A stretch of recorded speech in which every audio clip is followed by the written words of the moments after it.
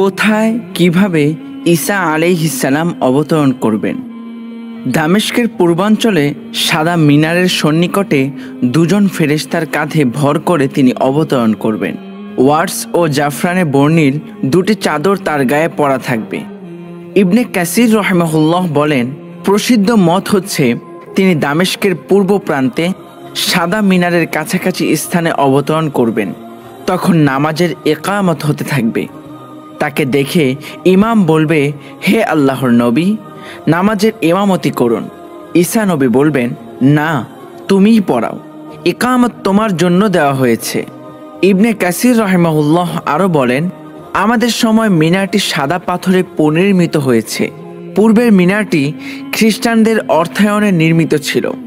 ঈসা নবীর অবতরণ স্থল হিসেবে হয়তো আল্লাহ মুসলমানদের হাতে এটি নির্মাণের ফয়সালা করেছেন। স্থানীয় লোকদের নিকট প্রসিদ্ধ যে সেই সাদা মিনার যেখানে ঈসা নবী অবতরণ করবেন সেটি কোনো মসজিদের ভিত্তিক মিনার নয়, বরং শহরের প্রবেশদ্বারে এটি নির্মিত। ঈসা নবী কি এখানেই অবতরণ করবেন নাকি অন্য কোথাও করবেন তা আল্লাহই ভালো জানেন। কারো কারো মতে দামেস্কের উমাভি জামে মসজিদের মিনারের কাছে ঈসা আলাইহিস সালাম অবতরণ করবেন, আল্লাহই ভালো জানেন।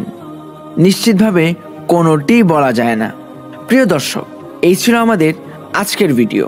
যদি ভিডিওটি ভালো লেগে থাকে তাহলে একটি লাইক করবেন, এটি কমেন্ট করে জানাবেন কেমন হয়েছে, আর আপনার বন্ধুদের মাঝে ভিডিওটি শেয়ার করে দিবেন এবং অবশ্যই চ্যানেলটি সাবস্ক্রাইব করবেন।